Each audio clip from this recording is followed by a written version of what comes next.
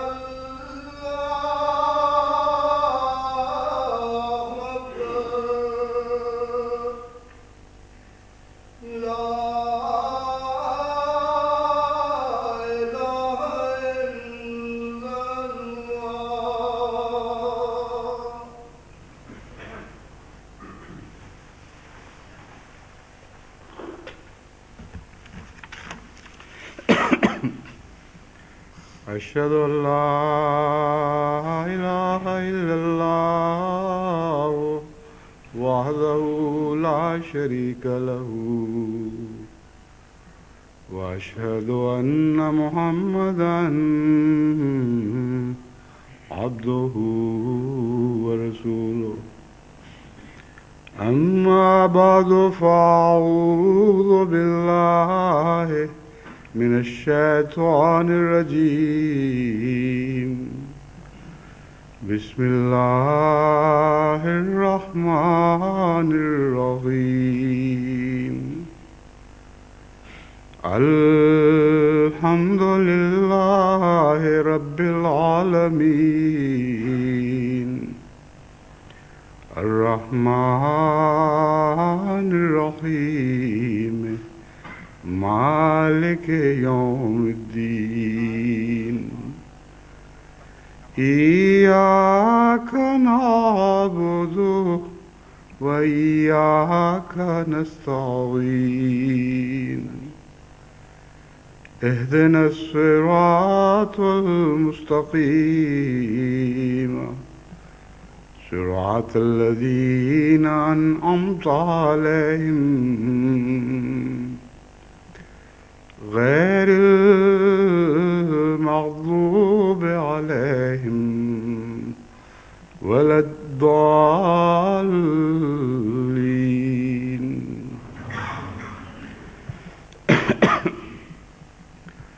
मुसाफिर गाड़ियाँ जब मुख्तलिफ़ स्टेशनों पर रुकते रुकते अपना लंबा सफ़र तय करती हैं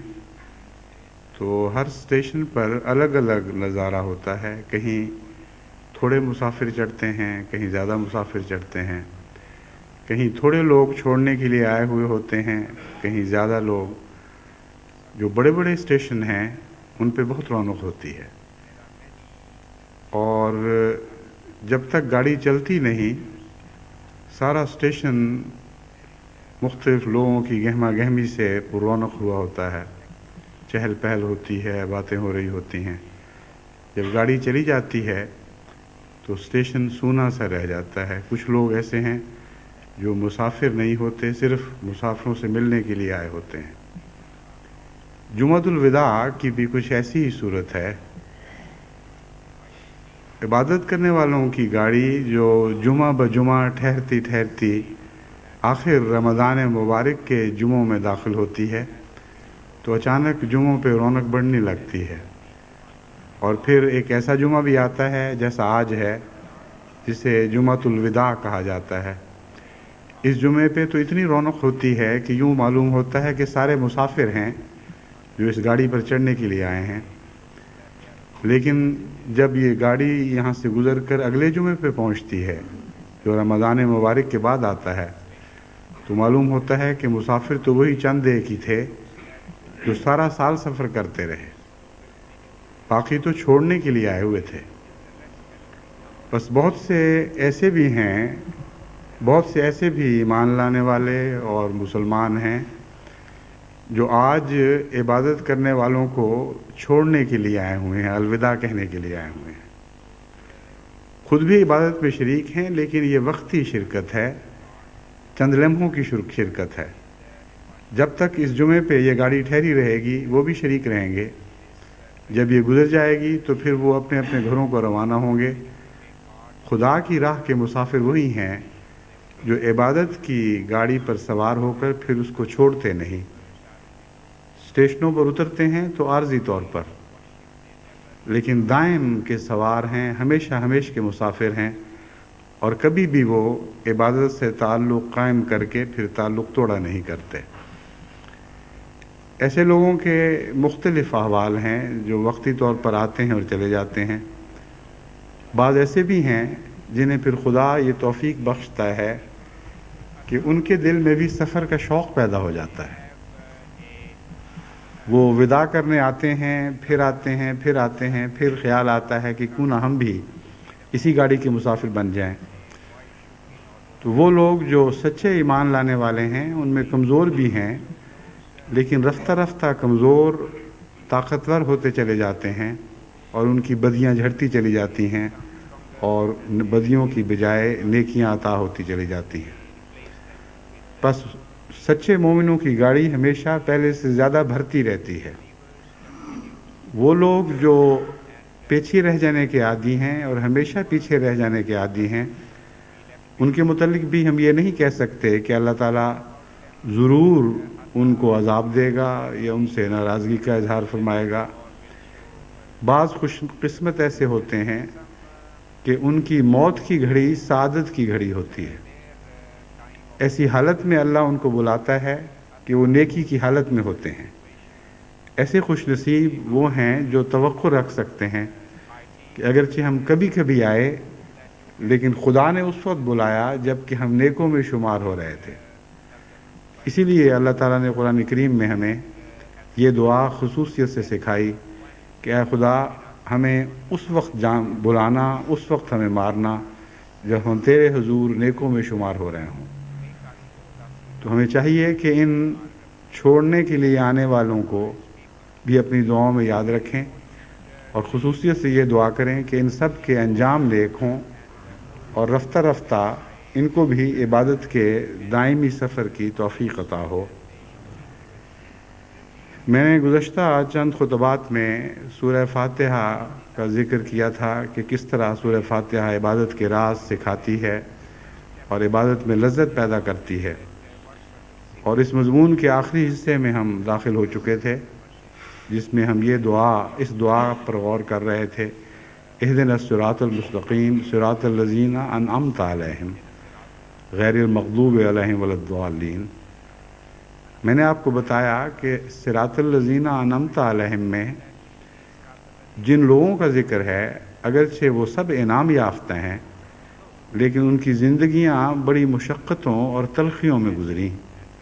اور خدا کی راہ میں انہوں نے بڑے بڑے ابتلا دیکھے، اور ایسے بھی تھے جیسے حضرت ابراہیم علیہ السلام کہ جنہوں نے خود ابتلاؤں کے تقاضے کیے کہ اے خدا ہمیں ہماری قربان گاہیں دکھا، ہمیں ان رستوں پر چلا جن رستوں پر چل کر ہم تیری راہ میں دکھ اٹھائیں اور پھر ثابت قدم ٹھہریں اور تجھ سے نئے اعزاز پائیں۔ لیکن ان تمام باتوں کا ذکر کرنے کے بعد جو میں جن میں سے ایک حصہ میں پچھلے جمعے میں بیان کر چکا ہوں، اور ایک وہ حصہ تھا جسے بیان نہیں کر سکا لیکن ان کا ذکر قرآن کریم میں موجود ہے، ان سب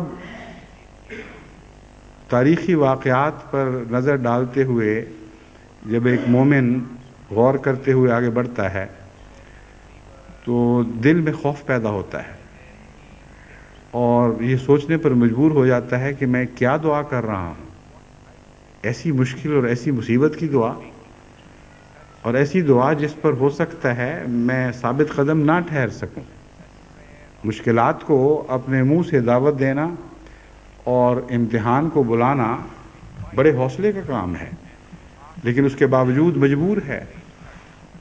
ہر نماز کی ہر رکعت میں یہ دعا کرنے پر مجبور ہے کہ مجھے انعام پانے والوں کا رستہ دکھا،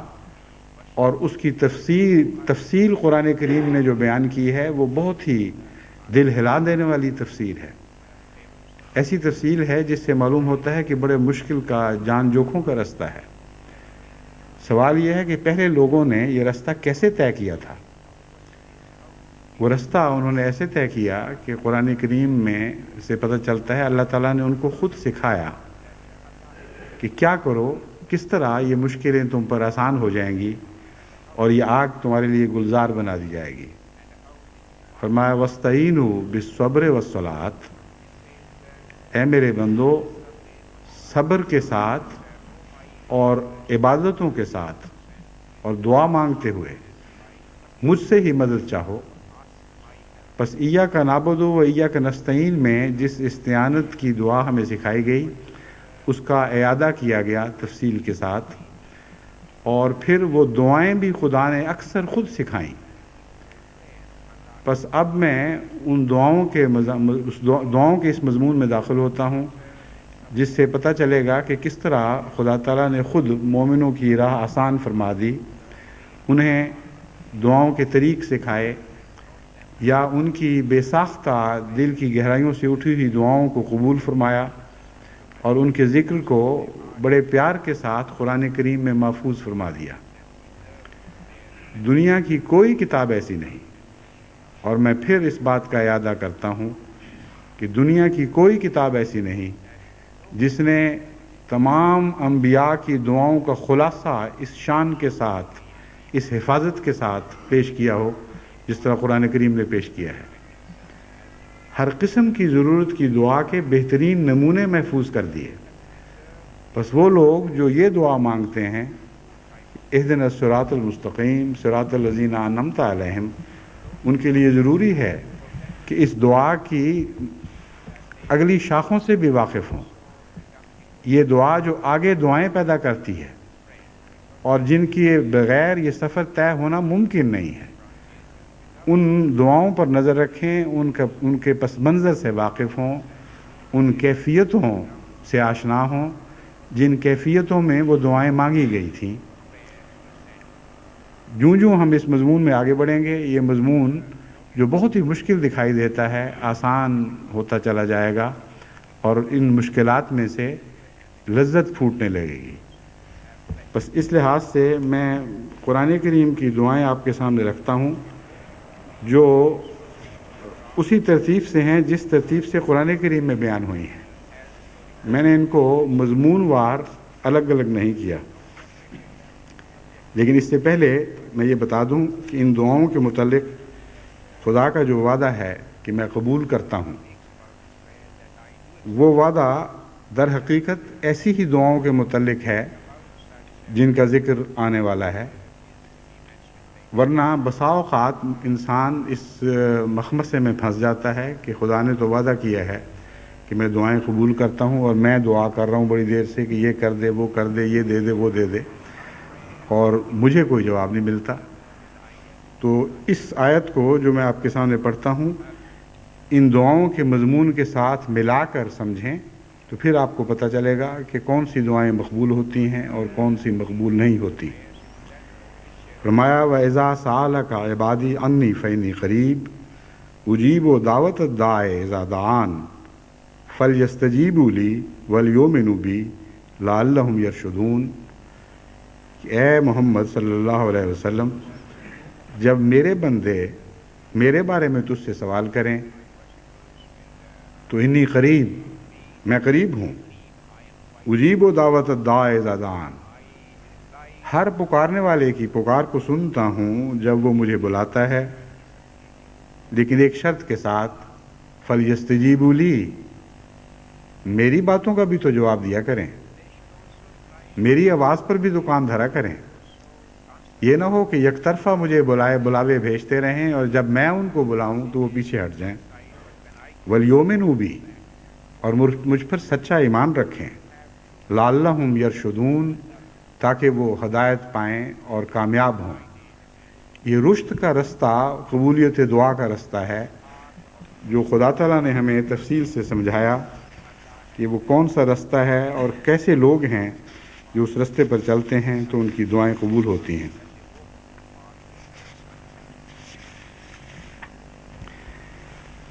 قرآن کریم اگرچہ مخت کی صورتیں اگرچہ اس ترتیب سے نہیں ہیں جس ترتیب سے یہ نازل ہوئیں، لیکن جو ترتیب وحی الہی کے مطابق مقرر ہوئی اور جس ترتیب کے ساتھ ہم قرآن کریم کو آج پاتے ہیں، اس ترتیب میں گہری حکمتیں ہیں اور مضمون کا تسلسل ہے۔ پس دعاؤں کے تسلسل میں بھی خدا تعالیٰ نے بعض گہری حکمتوں کو پیش نظر رکھا ہے، اس لیے میں ترتیب کو مضامین کے لحاظ سے بدلنے کی بجائے بین ہی اسی طرح آپ کے سامنے رکھتا ہوں جس طرح قرآن کریم نے پیش فرمائی ہے۔ سب سے پہلی دعا حضرت ابراہیم علیہ السلام کی بیان ہوئی ہے اور ظاہر ہے کہ اس کی کیا اہمیت ہے۔ آپ ابو الانبیاء کہلاتے ہیں، یعنی وہ عظیم الشان نبیوں کا سلسلہ جس پر حضرت محمد مصطفیٰ صلی اللہ علیہ وآلہ وسلم پیدا ہوئے، اس کے جد امجد حضرت ابراہیم علیہ السلام تھے۔ وَإِذْ قَالَ إِبْرَاهِيمُ رَبِّ اجْعَلْ هَٰذَا بَلَدًا آمِنًا۔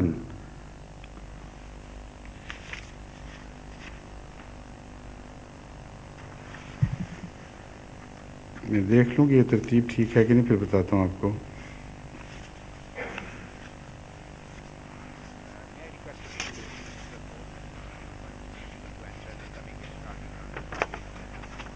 ٹھیک لگتی ہے یہی، بقرہ 252 202۔ فرمایا وَإِذْ قَالَ إِبْرَاهِيمُ رَبِّ اجْعَلْ هَٰذَا بَلَدًا آمِنًا وَارْزُقْ أَهْلَهُ مِنَ الثَّمَرَاتِ مَنْ آمَنَ مِنْهُمْ بِاللَّهِ وَالْيَوْمِ الْآخِرِ قَالَ وَمَنْ كَفَرَ فَأُمَتِّعُهُ قَلِيلًا ثُمَّ أَضْطَرُّهُ إِلَىٰ عَذَابِ النَّارِ وَبِئْسَ الْمَصِيرُ۔ وَإِذْ يَرْفَعُ إِبْرَاهِيمُ الْقَوَاعِدَ مِنَ الْبَيْتِ وَإِسْمَاعِيلُ رَبَّنَا تَقَبَّلْ مِنَّا إِنَّكَ أَنْتَ السَّمِيعُ الْعَلِيمُ رَبَّنَا وَاجْعَلْنَا مُسْلِمَيْنِ لَكَ وَمِنْ ذُرِّيَّتِنَا أُمَّةً مُسْلِمَةً لَكَ وَأَرِنَا مَنَاسِكَنَا وَتُبْ عَلَيْنَا إِنَّكَ أَنْتَ التَّوَّابُ الرَّحِيمُ رَبَّنَا وَابْعَثْ فِيهِمْ رَسُولًا مِّنْهُمْ يَتْلُو عَلَيْهِمْ آيَاتِكَ وَيُعَلِّمُهُمُ الْكِتَابَ وَالْحِكْمَةَ وَيُزَكِّيهِمْ إِنَّكَ أَنْتَ الْعَزِيزُ الْحَكِيمُ۔ سورہ بقرہ 127 تا 130۔ وَإِذْ قَالَ إِبْرَاهِيمُ رَبِّ اجْعَلْ هَٰذَا بَلَدًا آمِنًا، یہ اس وقت کی دعا ہے جبکہ خانہ کعبہ کے کھنڈرات تو موجود تھے، یعنی بعض آثار بہت پرانے اور تقریباً معدوم مٹے ہوئے آثار موجود تھے، لیکن خانہ کعبہ کی کوئی عمارت نہیں تھی۔ وحی الہی کے مطابق حضرت ابراہیم علیہ السلام اس جگہ پہنچے، اسے تلاش کیا اور وہیں آپ نے حضرت ہاجرہ اور حضرت اسماعیل کو چھوڑا، اور بعد میں جب حضرت اسماعیل بڑے ہو گئے اور آپ کے ساتھ مدد کرنے کے قابل ہوئے تب اس کی تعمیر نو شروع کی ہے، جس سے معلوم ہوتا ہے کہ حضرت اسماعیل کا حصہ اس میں ڈالنا ضروری تھا، اور چونکہ حضرت صلی اللہ علیہ وآلہ وسلم نے حضرت اسماعیل کی نسل سے پیدا ہونا تھا، اس لیے آپ نے انتظار کیا کہ یہ بچہ جو دنیا کے عظیم ترین نبی کا جد امجد بننے والا ہے، جس کی خاطر خانہ کعبہ کی تعمیر کا آغاز ہوا تھا، جس نے اس خدا کے گھر کی تعمیر کے مقاصد کو اپنی انتہا تک پہنچانا تھا، اس کا ہاتھ بھی اس تعمیر میں ساتھ لگ جائے اور شامل ہو جائے۔ بس قرآن کریم میں جہاں بھی تعمیر نو کا ذکر ہے، وہاں حضرت ابراہیم کے ساتھ حضرت اسماعیل کو ضرور شامل فرمایا گیا ہے، اور دعاؤں میں بھی دونوں مل کر دعائیں کرتے ہیں۔ اس وقت تک صرف دو ہیں،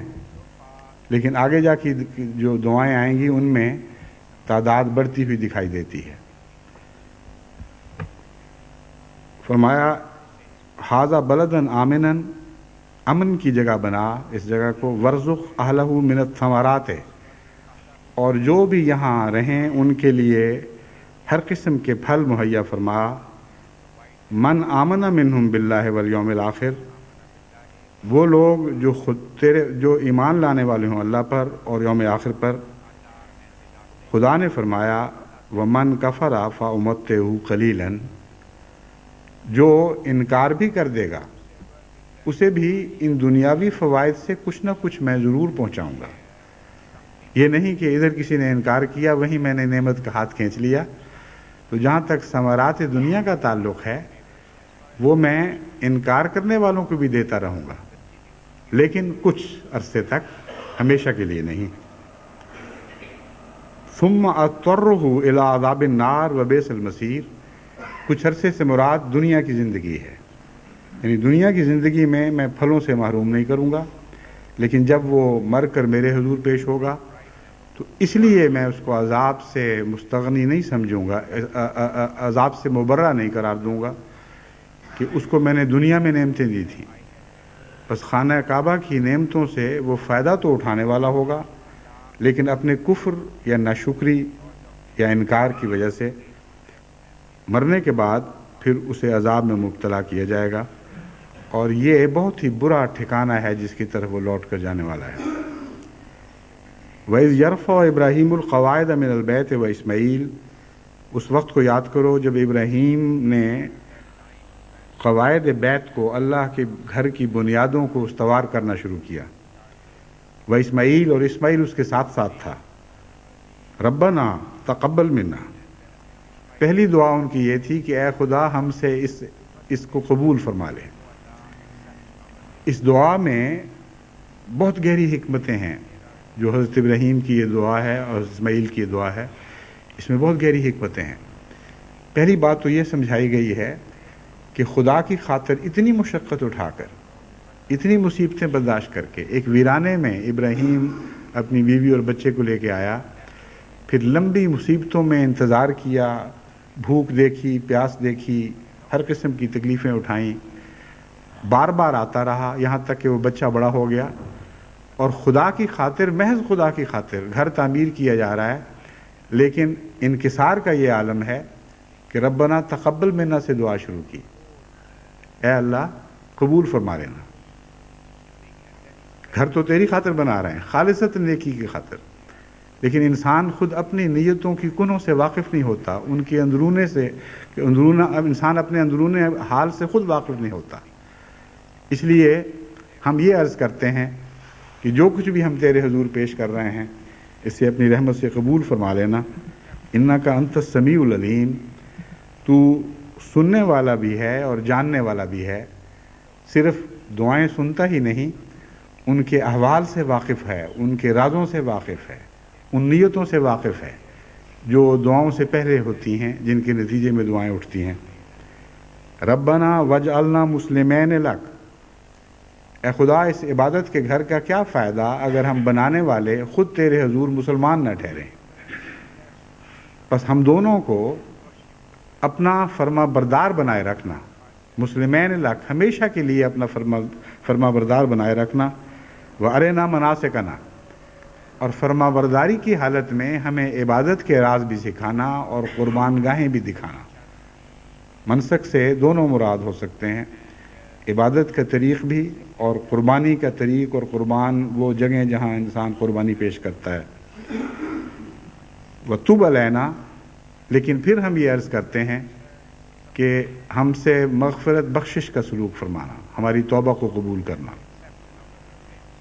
اِنَّكَ أَنْتَ التَّوَّابُ الرَّحِيمُ، تو تو بے انتہا توبہ قبول کرنے والا ہے اور بے حد رحم کرنے والا ہے۔ بس نیکی کی دعاؤں کے ساتھ یہ عاجزی اور انکساری کی گریہ وزاری بھی جاری ہے، اور اعتراف ہے کہ ہم کچھ بھی نہیں، ہم گناہ گار ہیں، ہم جو نیکی کے کام بھی کرتے ہیں ان پر بھی ہمیں پورا یقین نہیں ہو سکتا جب تک تیری طرف سے رضامندی حاصل نہ ہو جائے کہ یہ نیکیاں قبول بھی ہوں گی کہ نہیں۔ ربنا وابعث فیہم رسولا منہم یتلو علیہم آیاتک ویعلمہم الکتاب والحکمہ، اے خدا ان لوگوں میں سے جو یہاں پیدا ہوں گے وہ عظیم الشان رسول برپا فرما، یتلو علیہم آیاتک، جو تیری آیات ان پر تلاوت کرے گا، ویعلمہم الکتاب والحکمہ، اور انہیں کتاب بھی پڑھائے گا اور اس کی حکمت بھی، ویزکیہم، اور ان کو پاک فرمائے گا، انک انت العزیز الحکیم، یقیناً تو غالب قدرتوں والا اور بڑی حکمتوں والا ہے۔ یہ دعا کی وہ تان ہے جہاں جا کر یہ دعا ٹوٹی ہے، جہاں جا کر یہ دعا اپنے عروج تک پہنچی ہے، اور اب سمجھ آئی کہ پہلی دعاؤں میں اس قدر تقویٰ کی باریک راہوں کی پیروی کیوں ہو رہی تھی، اتنا انکسار کیوں تھا، اتنی بار بار کی احتیاط کیوں تھی کہ اے خدا ہماری دعاؤں کو قبول فرمانا، ہمیں پاک و صاف رکھنا، ہم میں ذرا بھی کوئی غیر کا شائبہ تک باقی نہ رہے، خالص تیرے لیے ہم یہ کام کر رہے ہوں اور تو ان کاموں کو قبول کر رہا ہو، کیونکہ یہ دعا حضرت اقدس محمد مصطفیٰ صلی اللہ علیہ وآلہ وسلم کے سلسلے کی بنیاد ڈالنے والی دعا تھی، اور اس عظیم الشان رسول کے برپا کرنے کی دعا تھی جس کی خاطر ساری کائنات کو پیدا کیا گیا تھا۔ اس لیے غیر معمولی تقویٰ کی ضرورت تھی، غیر معمولی انکسار کی ضرورت تھی۔ یہ وہ مقام تھا جہاں تکبر داخل ہو سکتا تھا، بعض تکبر نیکی میں بھی داخل ہو جاتے ہیں، اور شیطان بہکا سکتا تھا کہ تم تو اتنے عظیم الشان وجود ہو، کہ وہ عظیم وجود جس کی خاطر ساری کائنات کو پیدا کیا گیا تھا وہ تمہاری نسل سے پیدا ہونے والا ہے۔ تو جتنا بڑا مقام عطا ہونے والا تھا اتنی ہی عاجزی بھی سکھائی گئی، اور اس طرح انہوں نے عاجزانہ طور پر خدا کے حضور یہ دعائیں مانگی جو بین ہی اسی طرح قبول ہوئیں۔ حیرت انگیز طریق پر انہی لفظوں میں یہ دعا قبول ہوئی ہے جن لفظوں میں ابراہیم علیہ السلام نے خدا کے سے مانگی تھی، لیکن چونکہ ترتیب انسانی سوچ کی تھی، اگرچہ نبی تھا مگر بہرحال انسان تھا، اس لیے اللہ تعالیٰ نے ترتیب بدل دی۔ چنانچہ فرمایا هو الذی بعث فی الامیین رسولا منہم یتلو علیہم آیاتہ ویزکیہم ویعلمہم الکتاب والحکمہ وإن كانوا من قبل لفی ضلال مبین۔ ابراہیم علیہ السلام نے تو یہ عرض کیا تھا کہ جب وہ تلاوت آیات کر دے، پھر ان کی تعلیم دے دے، پھر ان کی حکمت سکھا دے، اس کے نتیجے میں اس کے اندر پاک کرنے کی صفات پیدا ہو جائیں گی، پاک کرنے کی اہلیت پیدا ہو جائے گی، پھر وہ ان کو پاک کرے، کیونکہ جب کتاب آیات پڑھی جائیں گی، ان کی تعلیم دی جائے گی، ان کی حکمت سکھائی جائے گی، تو یہ سارا ایسا ایک سلسلہ ہے پاک کرنے والا جس کے نتیجے میں جو بھی لوگ اس کارخانے سے گزریں گے آخر تک پہنچتے پہنچتے پاک ہونے کے لیے تیار ہوں گے۔ فیزکیہم، پھر وہ ان کو پاک بھی کرے گا۔ خدا تعالیٰ نے محمد مصطفیٰ صلی اللہ علیہ وآلہ وسلم کا اصل مقام قبولیت دعا کے وقت ظاہر فرمایا، اور فرمایا کہ ابراہیم کی سوچ تو یہ تھی کہ وہ کتاب اور حکمت کے سکھانے کے بعد پھر ان کو پاک کرے گا، مگر میں یہ کہتا ہوں کہ محمد صلی اللہ علیہ وآلہ وسلم میں دو ایسی خوبیاں ہیں جن میں وہ سب دوسرے نبیوں سے ممتاز ہے اور پہلے نبی ان کا تصور بھی نہیں کر سکتے تھے. ایک یہ کہ وہ ذاتی طور پر ایسی قوت قدسیہ رکھتا ہے کہ کتاب سکھانے سے پہلے اور اس کی حکمتیں بتانے سے پہلے محض اپنے وجود کی برکتوں سے لوگوں کو پاک کرنے کی اہلیت رکھتا ہے. پس تلاوت آیات تو بہرحال اول ہے، کیونکہ خدا کے پیغام کو سنائے بغیر کوئی طاقت بھی حاصل نہیں ہوتی. لیکن ساتھ ہی فرمایا وَيُزَكِّيهِمْ وَيُعَلِّمُهُمُ الْكِتَابَ وَالْحِكْمَةَ، وہ پہلے پاک کرتا ہے، اور پاک کرنے کے لیے کسی تعلیم کی ضرورت نہیں ہے، کیونکہ محمد رسول اللہ علیہ وسلم کا وجود خود پاک کرنے والا ہے. اور دوسری حکمت یہ ہے، دوسرا امتیاز یہ ہے کہ پہلے لوگ تو ایسے مدرسوں میں داخل ہوتے تھے کہ داخل ہونے سے پہلے پاک نہیں ہوتے تھے، داخل ہونے کے بعد پاک کیے جاتے تھے، اور گویا پاک ہو جانا ان کا منتہا تھا، ان کا مقصود تھا، ان مدارس کا منتہا اور مقصود تھا. فرمایا یہ اتنا اونچا مدرسہ بنایا گیا ہے کہ یہاں داخل ہونے کے لیے پاک کی ضرورت ہے. جب تک پاک دل لے کر تم محمد رسول اللہ علیہ وسلم کے قدموں میں حاضر نہیں ہوگے، تم اس درسگاہ سے کچھ حاصل نہیں کر سکو گے.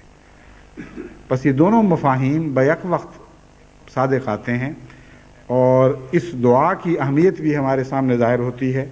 کہ کس طرح بین ہی ان 4 صفات کا ذکر فرماتے ہوئے جن کا بڑی عاجزی کے ساتھ حضرت ابراہیم نے حضرت ابراہیم نے خدا سے مانگا تھا، محمد رسول اللہ علیہ وسلم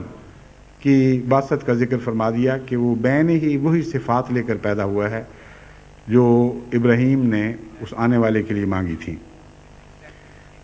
اب دیکھیں کہ دنیا کی تاریخ میں اس دعا نے کتنا عظیم الشان کام کیا ہے.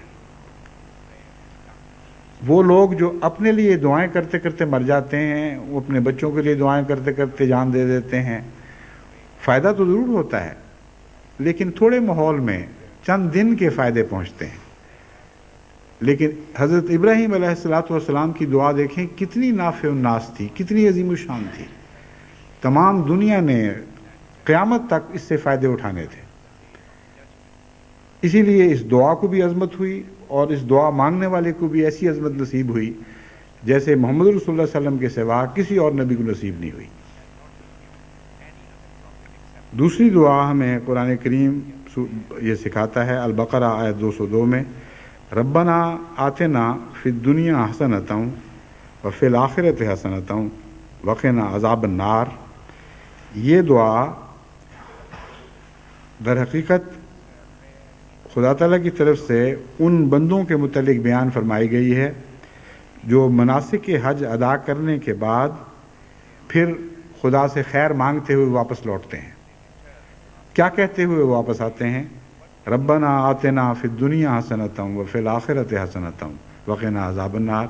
اے خدا ہمیں دنیا کی حسنات بھی عطا فرما اور آخرت کی حسنات بھی عطا فرما، اور عذاب نار سے بچانا. یہاں حسنہ اور فضل میں ایک فرق ہے جو آپ کو یاد رکھنا چاہیے، ورنہ آپ کی دعا کا مکمل نہیں ہوگی. فضل عموماً دنیاوی فوائد کے لیے استعمال ہوتا ہے، اگرچہ دوسرے فوائد کے لیے بھی، لیکن حسنہ کا زیادہ تر تعلق نیکیوں سے ہے، اور کوئی ایسی خیر حسنہ میں داخل نہیں ہوتی جو نیکی سے خالی ہو. اس لیے حسنہ میں جو حسن ہے وہ دوسری دعاؤں میں ویسا پیدا نہیں ہوتا، کیونکہ مراد یہ ہے کہ ہمیں ہر اچھی چیز دے، دنیا میں سے بھی اچھی چیزیں دے، یعنی دنیاوی لحاظ سے بھی اچھی ہوں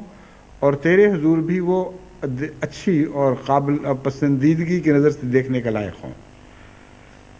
اور پھر آخرت میں سے بھی بہترین چیزیں عطا فرما، اور دین میں سے بھی اس حصے پر عمل کرنے کی توفیق بخش جو سب سے زیادہ حسین ہے،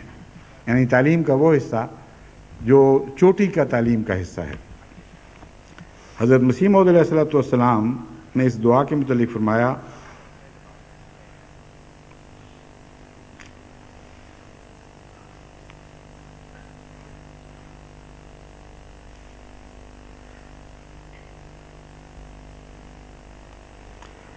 ہماری جماعت ہر نماز کی آخری رکعت میں بعد رکو مندرجہ دعا بکثرت پڑھے، ربنا آتنا فی الدنیا حسنتم وفی الآخرت حسنتم وقنا عذاب النار، کہ اے ہمارے رب ہمیں دنیا کی بھی حسنہ عطا فرما اور آخرت کی بھی حسنہ عطا فرما اور ہمیں آگ کے عذاب سے بچا۔ بس وہ احمدی جو اس فرمان سے واقف نہیں ہیں وہ شاید دعا سے تو واقف ہوں گے، لیکن یہ علم نہیں کہ کتنی حضرت مسیح موعود علیہ السلام کی نظر میں یہ دعا کتنی اہمیت رکھتی تھی۔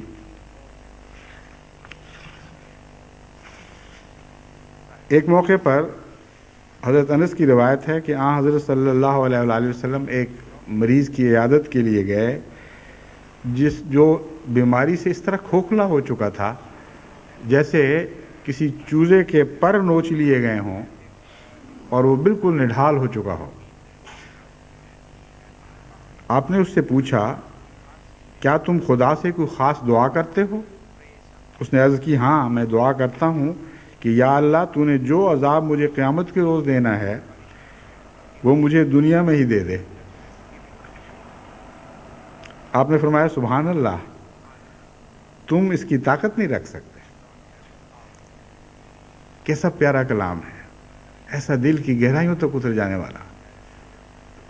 سبحان اللہ، تم اس کی طاقت نہیں رکھتے، ایسی دعا نہ مانگا کرو خدا سے کہ جس کی تم میں طاقت نہ ہو، تم برداشت نہ کر سکو۔ فرمایا یہ دعا کیوں نہ کی،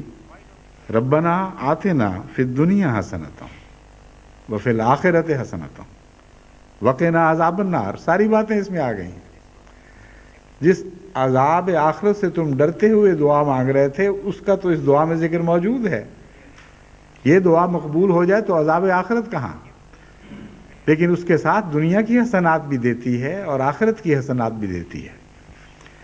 بس یہ دعائیں ہیں، ان کا ایک پس منظر ہے، کس طرح خدا کے پاک بندوں نے ان کی حکمتوں کو سمجھا، کس طرح ان کے متعلق تلقین فرمائی۔ جب بھی آپ ایاک نعبد و ایاک نستعین کہنے کے بعد یہ مشکل دعا مانگتے ہیں کہ اہدنا الصراط المستقیم صراط الذین انعمت علیہم، تو پھر ان لوگوں کی دعائیں بھی تو ساتھ مانگا کریں، اور بین ہی سورہ فاتحہ کے بعد وہ دعاؤں کے لیے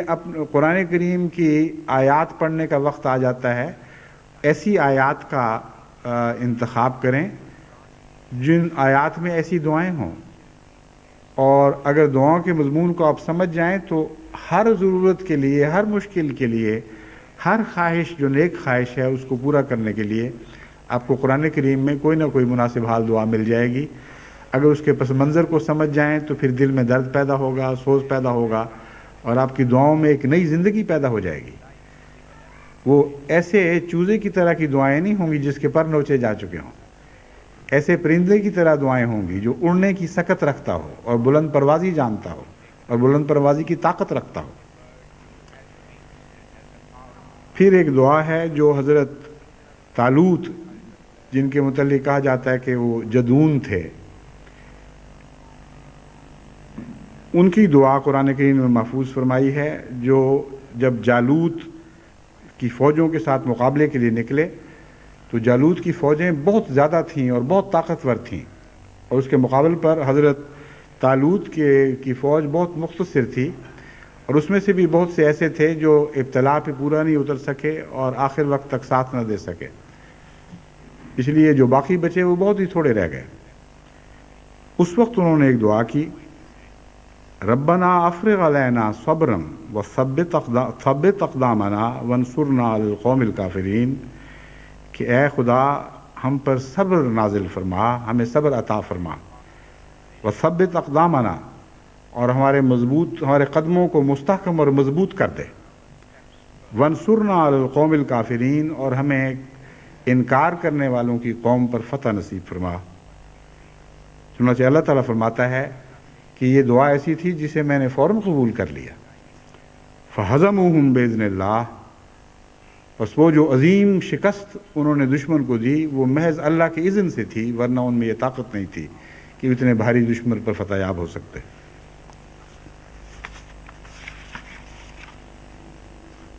پھر قرآن کریم نے حضرت صلی اللہ علیہ وآلہ وسلم کی دعاؤں کا بھی نقشہ کھینچا ہے۔ بعض لوگ یہ سمجھتے ہیں کہ قرآن کریم میں باقی انبیاء کی دعائیں ہیں، محمد رسول اللہ صلی اللہ علیہ وسلم کی دعائیں نہیں۔ حالانکہ بہت سی دعائیں جن میں نام نہیں لیا گیا اور بعض ایمان والوں کی دعائیں بتائی گئی ہیں، وہ دعائیں ہیں جو حضرت اقدس محمد رسول اللہ اور آپ کے ساتھیوں کی دعائیں تھیں، اور بہت سی ایسی دعائیں ہیں جو خدا تعالیٰ نے خود آپ کو مخاطب کر کے سمجھائیں کہ یہ دعا مجھ سے کیا کرو۔ یہ ساری دعائیں قرآن میں محفوظ ہیں۔ اس کے علاوہ اور بھی دعائیں ہیں جن کا قرآن میں تفصیل سے ذکر نہیں ملتا لیکن مضمون موجود ہے۔ ان دعاؤں کا انشاءاللہ بعد میں ذکر کروں گا۔ ایک دعا یہ بتائی، آمن الرسول بما انزل الیہ من ربہ والمؤمنون کل آمن باللہ وملائکتہ وکتبہ ورسلہ۔ دیکھو محمد رسول اللہ خدا تعالیٰ کی ہر اس چیز پر ایمان لے آئے جو اس کی طرف نازل فرمائی گئی، ہر اس بات پر ایمان لے آئے، ہر اس حکم پر ایمان لے آئے، اور ان کے ساتھ ہی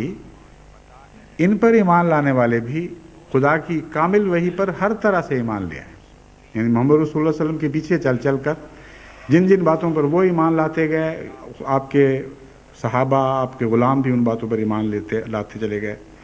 کل آمن باللہ وملائکتہ وکتبہ ورسلہ، یہ سب کے سب وہ ہیں جو اللہ پر بھی ایمان لائے، ملائکہ پر بھی ایمان لائے، کتابوں پر بھی ایمان لائے، اور خدا تعالیٰ کے رسولوں پر بھی ایمان لائے، اور یہ اقرار کیا لا نفرق بین احد من رسلہ، کہ جہاں تک وحی کی عظمت کا تعلق ہے، جہاں تک تیرے فرمان کے احترام کا تعلق ہے، ہم کسی بڑے چھوٹے رسول کی وحی میں فرق نہیں کریں گے۔ جو حکم تیری طرف سے آئے گا وہ کسی طرح ہم تک پہنچے، خواہ بڑے رسول کے ذریعے پہنچے یا چھوٹے رسول کے ذریعے پہنچے، ہم تو تیرے حکم پر نگاہ کرنے والے ہیں۔ اس لیے جہاں تک وحی کے احترام کا تعلق ہے اس میں ہم کوئی فرق نہیں کریں گے کہ کوئی رسول زیادہ قابل احترام ہے اور کوئی رسول کم قابل احترام ہے، اس بحث میں نہیں پڑیں گے۔ اور پھر وقالوا سمعنا واطعنا غفرانک ربنا والیک المصیر، اے خدا ہم نے سنا اور ہم نے اطاعت کر دی،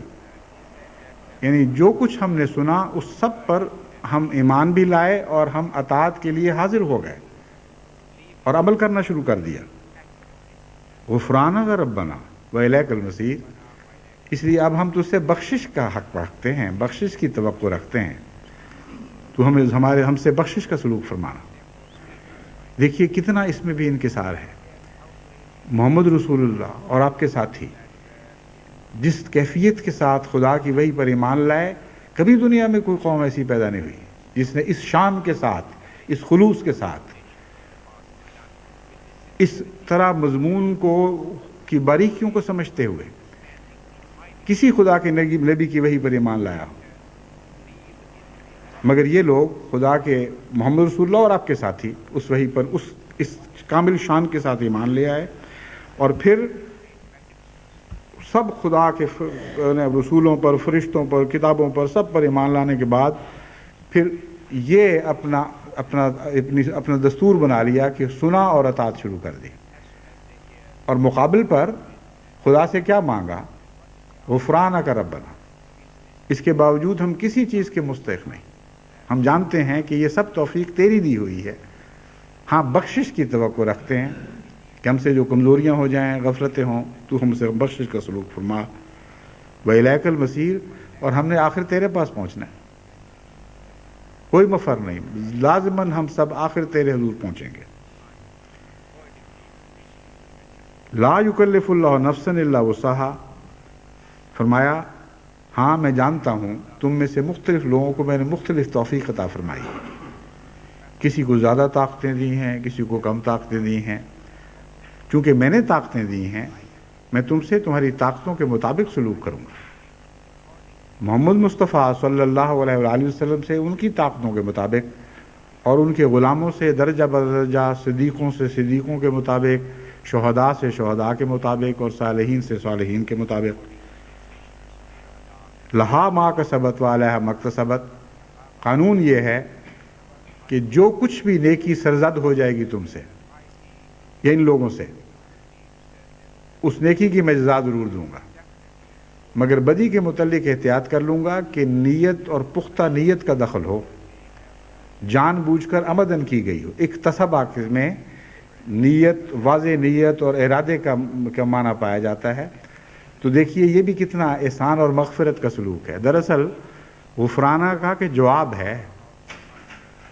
فرمایا ہاں غفران کا سلوک کروں گا، اس طرح کہ نیکی تم سے راہ چلتے بھی اتفاقاً ہو جائے تو میں کہوں گا تمہارے حساب میں لکھ لی جائے، اور فرشتے تمہارے حساب میں لکھ لیا کریں گے، لیکن بدی کے متعلق احتیاط کا حکم دوں گا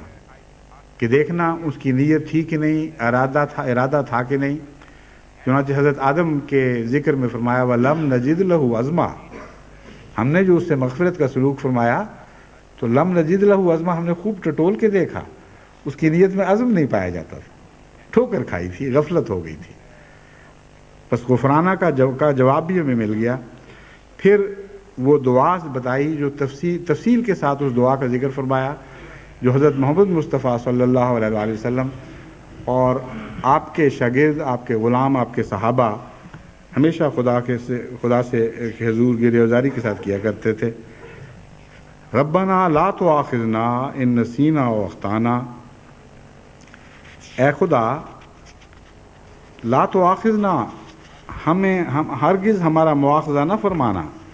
ان نسینا و اخطانا، اگر ہم سے بھول چوک ہو جائے اور غلطی کر دیں تو اس کا تو کوئی کھاتا ہی نہ رکھنا، اسے تو شروع سے ہی صاف کر دینا کہ ٹھیک ہے یہ کسی شمار میں نہیں ہوگی۔ پھر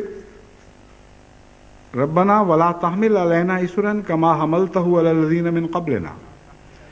اور اے خدا جہاں تک اس اسر کا تعلق ہے جو تو نے پہلے لوگوں پر ڈالا تھا وہ ہم پر ڈالنا ہی نہ۔ اسر اور حمل دو مضمون ہیں جو اس آیت میں بیان ہوئے ہیں۔ اسر کے متعلق لغوی تحقیق یہ ہے، اثر الشیء، کسی چیز کو توڑا، مروڑا، روکا۔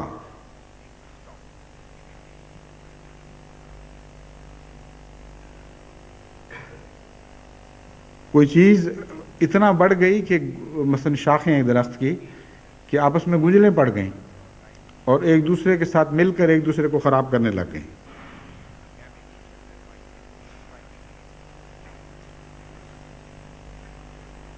اعتصر القوم، لوگ زیادہ ہو گئے۔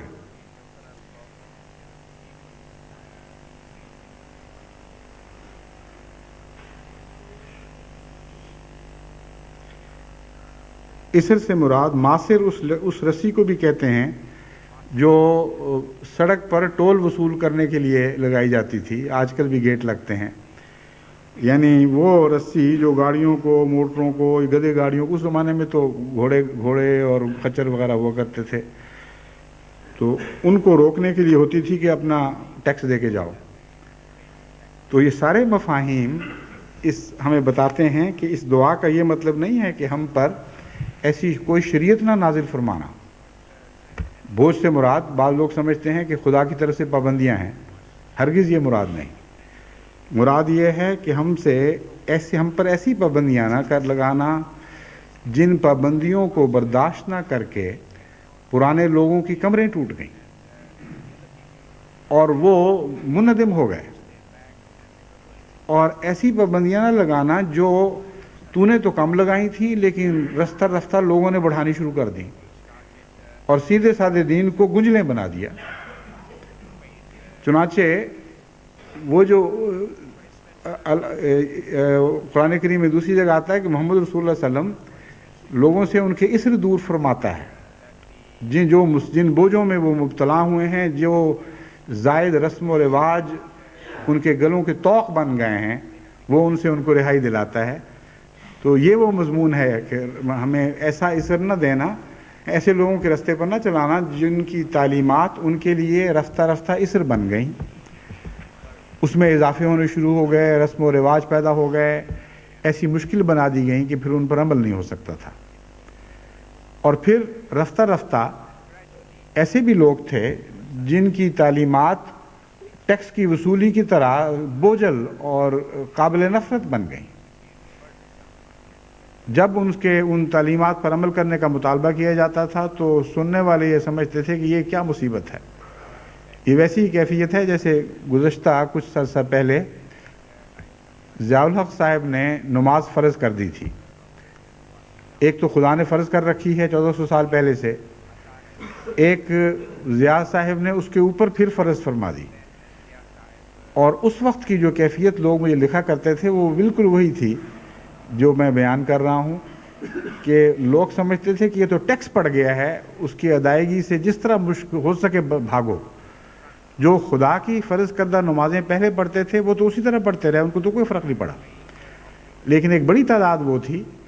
جو اسر سمجھ کر نمازوں کو پڑھتے تھے، اور ان کا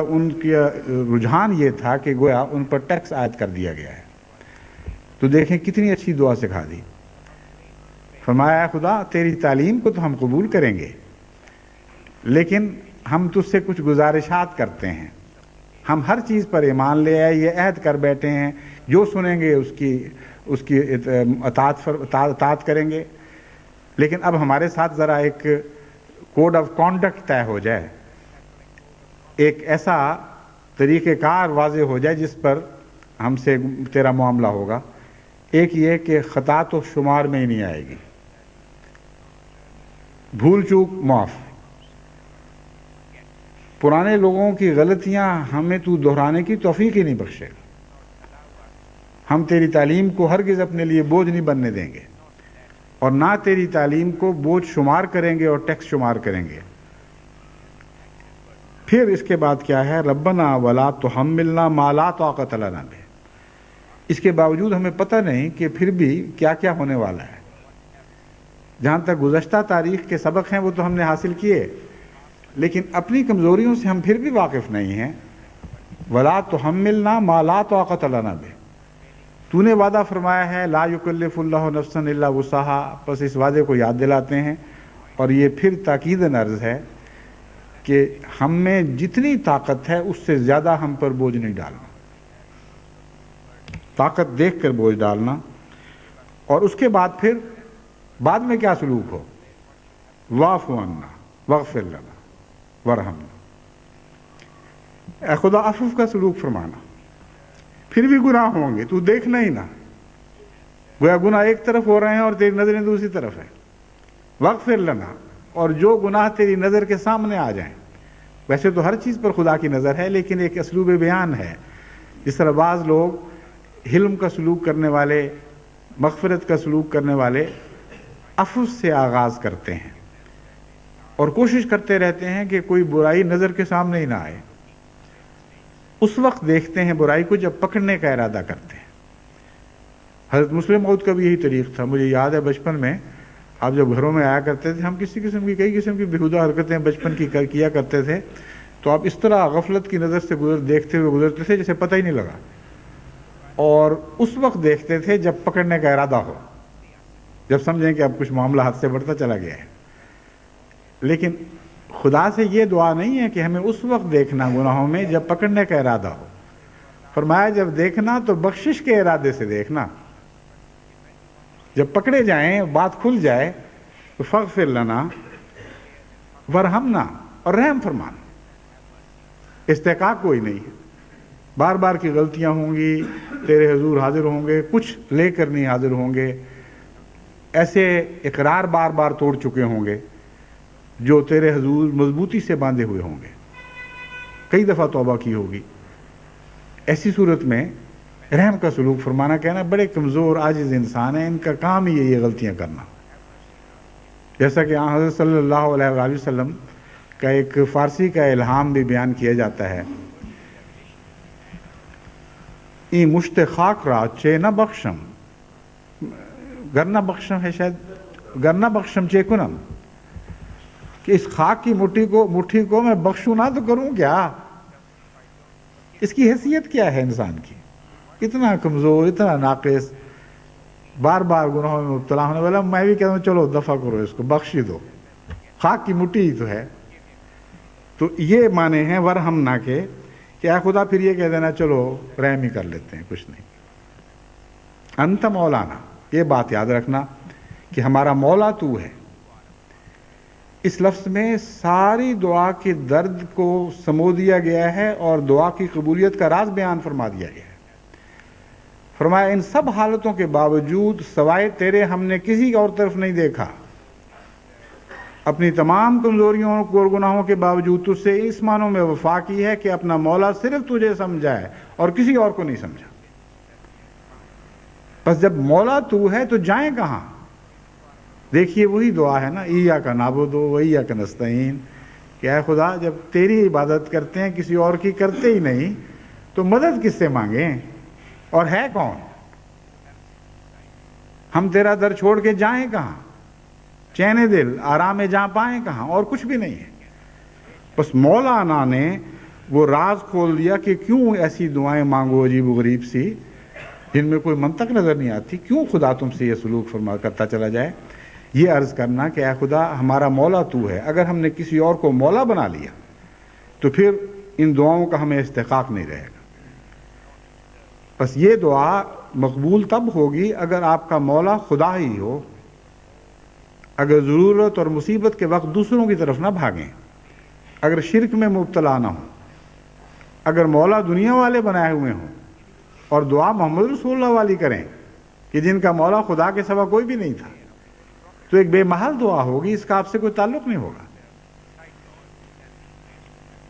وَانصُرْنَا عَلَى الْقَوْمِ الْكَافِرِينَ، پس ہمیں انکار کرنے والے اور ناشکری کرنے والوں پر تو ہمیں نصرت عطا فرما، کیونکہ ہمارا مولا تو ہے اور تیرے سوا اور کوئی مولا نہیں۔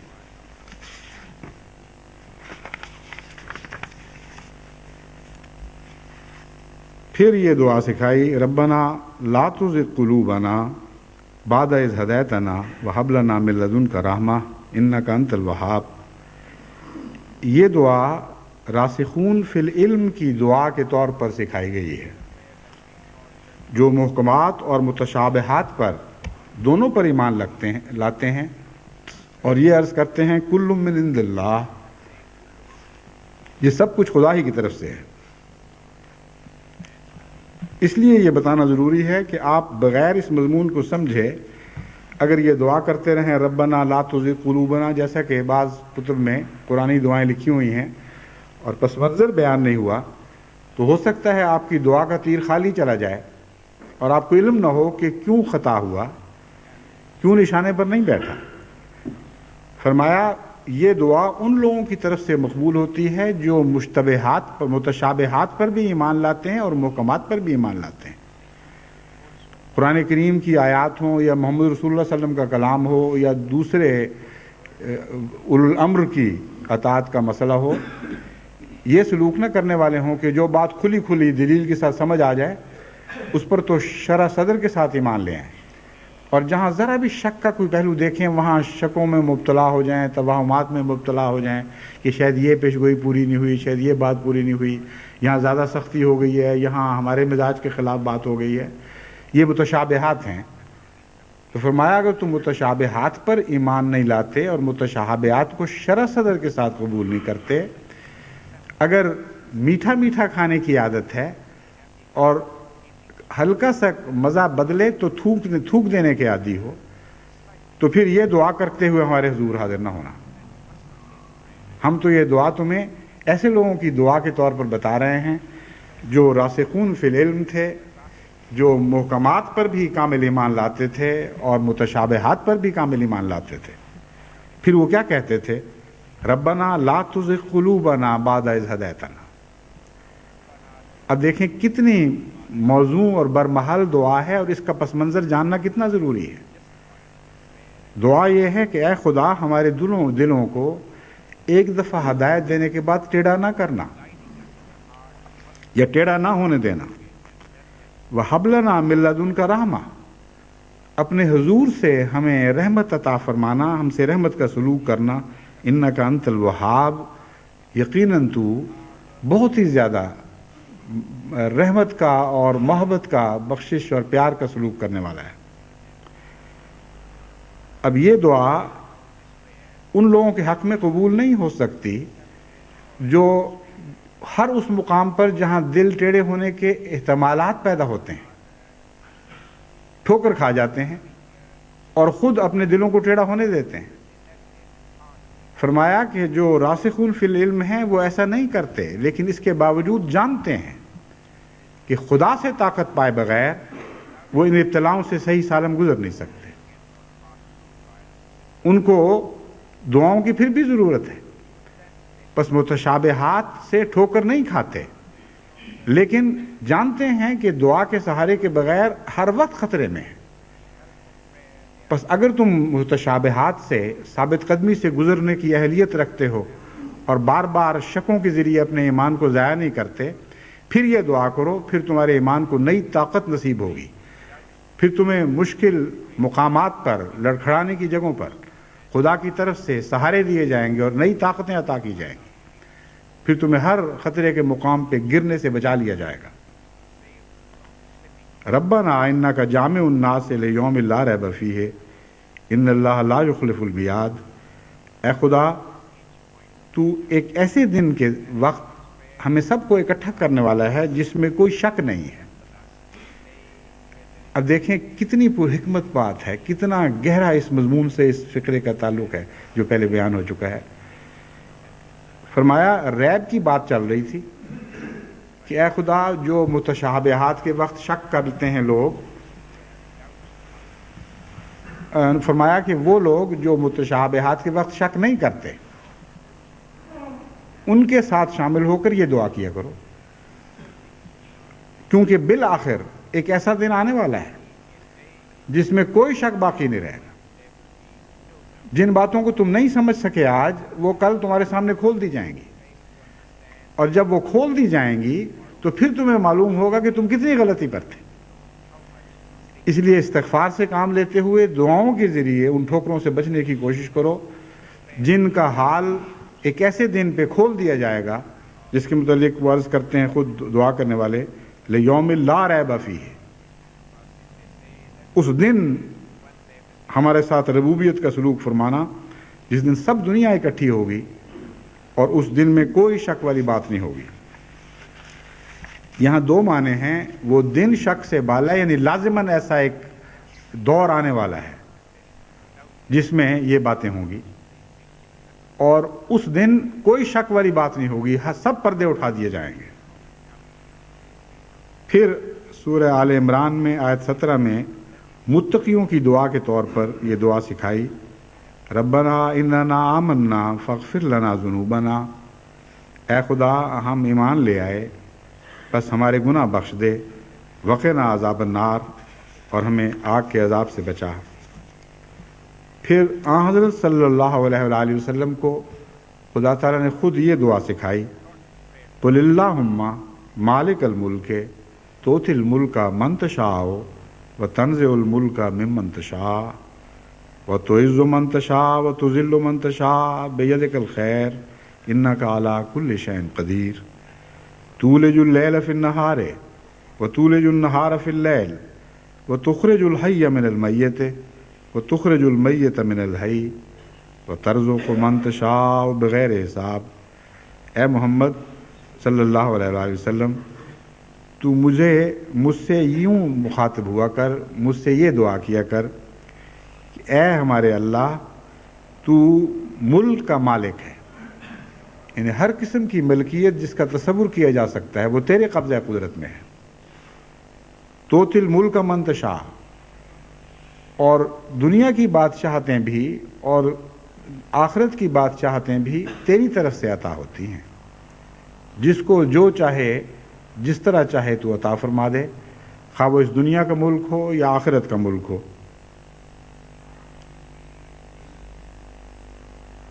وہ تنزع الملک ممن تشاء، لیکن تو چھیننے کی بھی طاقت رکھتا ہے، جب چاہے کسی کو نااہل قرار دے کر اس سے اپنا عطا کردہ ملک واپس لے لے۔ وَتُعِزُّ مَن تَشَاءُ وَتُذِلُّ مَن تَشَاءُ، تو جس کو چاہتا ہے عزت بخشتا ہے اور جس کو چاہتا ہے اسے ذلیل ہونے دیتا ہے، لیکن بِیَدِکَ الخیر، تیرے ہاتھ میں خیر ہے، بھلائی ہے، تیری طرف سے کسی کو ذلت نہیں پہنچتی، تو ذلیل ہونے دیتا ہے یعنی اگر وہ خود ذلیل ہونا چاہتا ہے تو بعض دفعہ تو فیصلہ فرما لیتا ہے کہ اچھا پھر تجھے ذلیل ہونے دیں گے ہم، اور پھر وہ ذلیل اور رسوا ہو جاتا ہے. لیکن جہاں تک تیرے ہاتھ کا تعلق ہے، یہ ہاتھ خیر کا ہاتھ ہے، یہ برائی کا ہاتھ نہیں ہے. انکا علی کل شیء قدیر، اور تو ہر چیز پر قادر ہے جو تو چاہتا ہے. اور چونکہ تو بھلائی چاہتا ہے اس لیے ہم تیری بھلائی کی توقع، تجھ سے بھلائی ہی کی توقع رکھتے ہیں. تولج اللیل فی النہار و تولج النہار فی اللیل، زمانے عدلتے بدلتے رہتے ہیں، راتیں دنوں میں داخل ہو جاتی ہیں اور دنوں کو تو راتوں میں داخل فرما دیتا ہے. جب چاہے راتوں کو دنوں میں داخل فرماتا ہے، دنوں کو راتوں میں داخل فرما دیتا ہے. وَتُخْرِجُ الْحَيَّ مِنَ الْمَيِّتِ وَتُخْرِجُ الْمَيِّتَ مِنَ الْحَيِّ، اور اسی طرح تو زندوں کو مردوں میں داخل کر دیتا ہے اور مردوں کو زندوں میں داخل فرما دیتا ہے. بس ہر آن تیرا فضل ہی ہے جو ہمیں ہمیشہ صحیح رستے پر قائم رکھے اور مردوں سے زندوں میں داخل ہونے والے ہوں، نہ کہ زندوں سے مردوں میں داخل ہونے والے. اسی طرح ہمارے زمانے راتوں سے روشنیوں میں تبدیل ہونے والے ہوں، روشنیوں سے راتوں میں تبدیل ہونے والے نہ ہوں. وَتَرْزُقُ مَن تَشَاءُ بغیر حساب، اور تو جسے چاہتا ہے بغیر کس حساب کے اسے رزق عطا فرماتا ہے.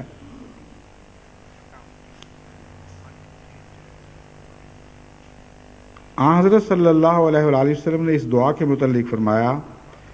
کہ جو شخص سورہ فاتحہ کی تلاوت کرتا ہے، پھر آیت الکرسی کی تلاوت کرتا ہے، پھر آل عمران کی وہ دعا، وہ اس آیت کی تلاوت کرتا ہے جس میں اللہ تعالیٰ فرماتا ہے شہد اللہ انہ لا الہ الا ہو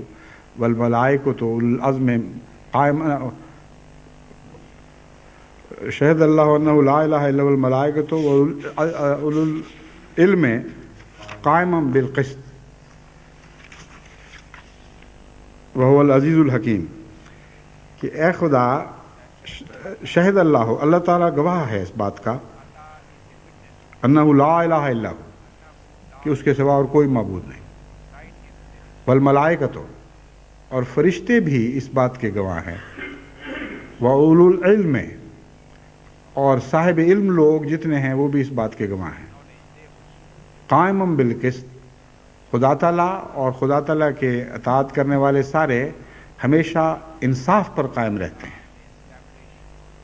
اور وہ عزیز بھی ہے اور حکیم بھی ہے، وہو العزیز الحکیم.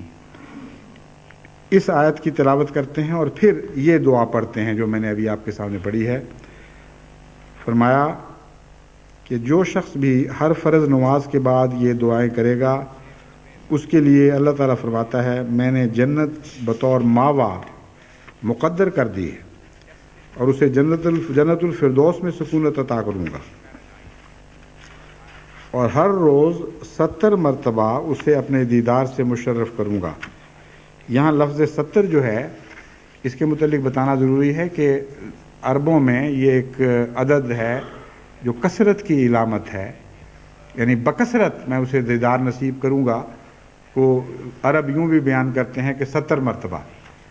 تو اس سے مراد ظاہری طور پر 70 نہیں ہے، بعض تو ان جنتوں میں ایسے بھی ہوں گے جیسے حضرت محمد مصطفیٰ صلی اللہ علیہ وسلم جو ہمیشہ دیدار کی حالت ہی میں رہیں گے. اور ساتھ ہی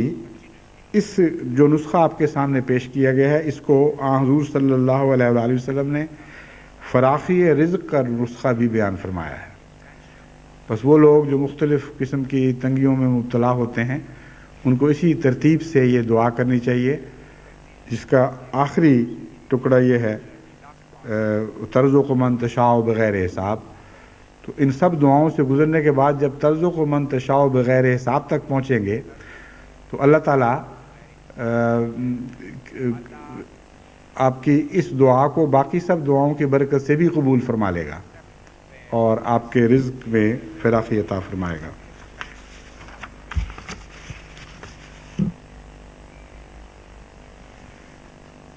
ایک دعا کے بعد، اب چونکہ وقت زیادہ ہو رہا ہے، ایک دو دعاؤں کے بعد میں پھر اس مضمون کو سر دست ختم کرتا ہوں. لیکن یہ ایسا مضمون ہے جسے بہرحال قسطوں میں جاری رکھنا پڑے گا، کیونکہ جب اہدنا الصراط المستقیم کی دعا کی گفتگو چل پڑی ہے اور صراط الذین انعمت علیہم کی باتیں شروع ہو گئیں، تو جب تک جماعت کو یہ نہ پتہ چلے کہ وہ رستہ کیا تھا، کس طرح اس رستے پر ان کو چلنے کی توفیق ملی، کس طرح اس رستے پر چل کر وہ صاحب انعام لوگ بنے، اس وقت تک خالی منہ سے یہ باتیں کہہ دینا بے معنی بات ہے۔ بے معنی نہ صحیح، برکتیں کچھ نہ کچھ تو ملتی ہوں گی، لیکن جتنی برکتوں کی توقع کی جا سکتی ہے وہ برکتیں اس طرح نصیب نہیں ہو سکتی جب تک اس دعا کی ذیل میں وہ دعائیں معلوم نہ ہوں جو دعائیں کرتے ہوئے یہ خدا کی راہ میں چلنے والے قافلے عمر بھر اپنا سفر طے کرتے رہے اور ہمیشہ کامیابی کے ساتھ سفر طے کیا۔ ان دعاؤں کے سہارے ان کو ہر ٹھوکر سے بچایا گیا، ہر ابتلا سے وہ سرخ روح ہو کر نکلے اور خدا کے حضور مکرم اور محترم ٹھہرے۔ خدا نے خود ان کی حمد بیان فرمائی اور خدا کے فرشتوں نے بھی ان پر درود بھیجے۔ یہ وہ رستہ ہے جس کا تفصیل سے جماعت کو علم ہونا چاہیے، لیکن آخر پر میں حضرت زکریہ کی یہ دعا آپ کے سامنے رکھتا ہوں، کیونکہ آج کل خاص طور پر مجھے بہت سی خواتین کے اور بعض مردوں کے بھی خط مل رہے ہیں کہ اس رمضان میں خاص طور پر ہمارے لیے بیٹے کی دعا کرنا۔ ان خطوں کا حضرت زکریہ کی دعا سے ایک گہرا تعلق اس لیے بھی ہے کہ یہ وقف نو میں شمولیت کے شوق رکھنے کے نتیجے میں دعاؤں کے خط لکھ رہے ہیں۔ اکثر خط یہ ہیں کہ ہماری شدید تمنا ہے کہ ہم بھی وقف نو کی تحریک میں شامل ہو جائیں، اگرچہ وقت گزر چکا ہے لیکن خدا کے لیے ہمیں شامل کریں اور شامل کروائیں دعائیں کر کر کے۔ ایک صرف شامل کرنے کی درخواست نہیں ہے بلکہ اونٹ بھی دیں، سامان بھی دیں اور پھر لاد بھی دیں اس کو۔ تو یہ میرے بس کی اکیلے کی بات نہیں، ساری جماعت اس دعا میں ساتھ شامل ہو، مدد کرے تو پھر اللہ تعالیٰ جس پر رحم فرمائے اس پر رحم ہوگا اور خدا ان مخلصین کی جھولیاں پھر اپنی رحمتوں سے بھرے گا اور پھر وہ ان جھولیوں کو بھر بھر کر دوبارہ خدا کے حضور پیش کریں گے۔ حضرت زکریہ کی دعا کا آغاز اس طرح ہوا کہ قرآن کریم بیان فرماتا ہے کہ وہ جب بھی حضرت مریم کے حجرے میں آپ کا حال پوچھنے جایا کرتے تھے۔ حضرت مریم نے اپنی زندگی وقف کر رکھی تھی، ان کی والدہ نے ان کی پیدائش سے پہلے ہی آپ کو وقف کر دیا تھا، اور بعد میں حضرت زکریہ کی تحویل میں ان کی تربیت کے لیے دیا گیا تھا۔ تو حضرت زکریہ وقتاً فوقتاً حجرے میں ان کا حال پوچھنے جایا کرتے تھے اور وہاں مختلف قسم کے رزق دیکھتے تھے۔ عام طور پر مفسرین یہ کہتے ہیں کہ غیب سے بغیر کسی انسانی واسطے کے کئی قسم کے تحفے پہنچے ہوتے تھے، لیکن حضرت ابراہیم کی دعا سے، حضرت زکریہ کی دعا سے پتہ چلتا ہے کہ یہ بات نہیں تھی، کچھ اور بات تھی۔ حضرت مریم کو نیکی کی وجہ سے کچھ لوگ تو جیسا کہ دنیا میں رواج ہے دعائیں لینے کے لیے، محبت کے اظہار کے لیے تحائف پیش کیا کرتے تھے، اور چونکہ حضرت مریم اسے اپنی ذاتی خوبی نہیں سمجھا کرتی تھیں، ہمیشہ پوچھنے پر یہ کہا کرتی تھیں کہ اللہ کی طرف سے ہے رزق، میرا تو اس میں کچھ نہیں ہے، نہ میں نے مانگا نہ توقع کی۔ لوگوں کے دلوں میں خدا نے خود محبت پیدا فرما دی اور پھر وہ جو مجھے پیش کرتے رہتے ہیں تم دیکھ رہے ہو۔ اور دوسری مراد یہ تھی اس رزق سے کہ روحانی رزق پاتے تھے، خدا ان سے رحمت اور مغفرت کا بھی سلوک فرماتا تھا اور ان پر کشوف کے ذریعے یا الہامات کے ذریعے یا سچی رویا کے ذریعے رجوع برحمت ہوتا تھا، اپنی رحمت کا بار بار اظہار فرماتا تھا۔ تو جس طرح عام طور پر بعض نیک گھروں میں مشاہدے میں بات آتی ہے کہ بعض بچوں سے پوچھا جاتا ہے کہ بتاؤ کیا خواب دیکھی، کیا خدا کی طرف سے رحمت کا نشان ملا، تو وہ نئی نئی باتیں بتاتے ہیں۔ تو حضرت مریم بھی اپنی معصومیت اور بھول پن میں اس وقت جو بھی گزشتہ رات کے واقعات ہوا کرتے تھے وہ بتایا کرتی تھیں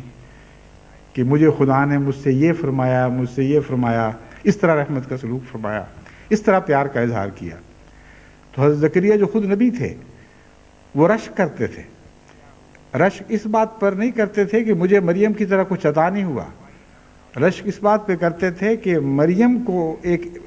ایک ماں کی دعا کا نتیجہ ہے اور اس دعا کے نتیجے میں پاک اولاد ہے. میں پاک اولاد سے محروم ہوں. کاش میں بھی یہ فخر کر سکوں کہ میری اولاد بھی اس طرح نیک ہو اور اسی طرح خدا سے رزق پانے والی ہو. اگر یہ مضمون درست نہ ہو تو اگلی دعا کا اس سے تعلق ہی کچھ نہیں بنتا. تو در حقیقت یہی وہ بات تھی جس نے حضرت زکریا کو خدا سے یہ دعا کرنے کی طرف متوجہ کیا. ہنالک دعا زکریا ربہ قال رب ہب لی من لدنک ذریۃ طیبۃ انک سمیع الدعاء. اس وقت جب حضرت زکریا نے یہ کیفیت دیکھی تو دل سے ایک ہوک اٹھی اور اپنے رب سے اس نے عرض کیا رب ہب لی من لدنک ذریۃ طیبہ، اے خدا مجھے بھی خالص اپنی جناب سے پاک ذریت عطا فرما. انک سمیع الدعاء، یقیناً تو بہت دعا سننے والا ہے. اس کے بعد اس دعا کی مختلف الفاظ میں تکرار ہوگی جو ایک عجیب پردرد مضمون رکھتی ہے. انشاءاللہ چونکہ میں نمبر کے لحاظ سے چل رہا ہوں اس لیے یہاں بیان کرنے کی بجائے جب وہ موقع آئے گا تو پھر میں آپ کے سامنے بیان کروں گا. پہلے تو میرا خیال تھا کہ یہ مضمون ایک ہی خطبے میں ختم ہو جائے گا، مگر یہ جاری رہے گا. بس وہ عبادت کرنے والے جو مسافر گاڑی میں مستقل سوار ہیں ان کے لیے تو کوئی مشکل نہیں. وہ تو ساتھ چلتے رہیں گے اور یہ باتیں سنتے رہیں گے اور ان سے فائدہ اٹھاتے رہیں گے اور عبادت کے نئے نئے گر سیکھتے رہیں گے اور ان کی مطلب روائی ہوتی چلی جائے گی، اور مشکل کشائی ہوتی چلی جائے گی. لیکن جو لوگ اتر گئے ہیں یا اتر جائیں گے، جہاں تک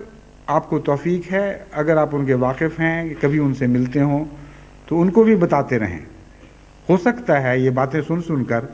جس طرح حضرت زکریا کے دل میں نیک بات دیکھ کر، خدا کے خاص فضل کو دیکھ کر ویسا ہی فضل طلب کرنے کی تمنا پیدا ہوئی تھی. میری دعا ہے اور میری تمنا ہے کہ اسی طرح جب آپ ان لوگوں تک یہ باتیں پہنچائیں جو آج کے اسٹیشن سے آپ کو رخصت کر کے واپس ہونے والے ہیں، تو ان کے دل میں یہ تحریک پیدا ہو کہ وہ مستقل آپ کے سفر کے ساتھی بن جائیں. اور اس طرح یہ جمعہ ایک ایسی خیر پیچھے چھوڑ جائے جو وداع ہونے والی خیر نہ ہو، جو رخصت ہونے والی خیر نہ ہو،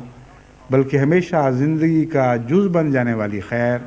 زندگی کے ساتھ وفا کرنے والی خیر، ایسی خیر بن جائے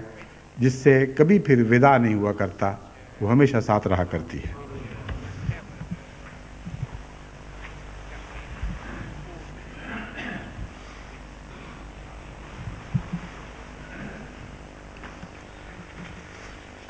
الحمد للہ نحمده ونستعینه ونستغفره ونؤمن به ونتوکل علیہ ونعوذ باللہ من شرور انفسنا ومن سیئات اعمالنا من یهده اللہ فلا مضل له ومن يضلله فلا هادي له ونشهد أن لا إله إلا الله وحده لا شريك له ونشهد أن محمدا عبده ورسوله. عباد الله رحمكم الله، ان اللہ یامر بالعدل والإحسان وإیتاء ذی القربى وینہی عن الفحشاء والمنکر والبغی یعظکم لعلکم تذکرون.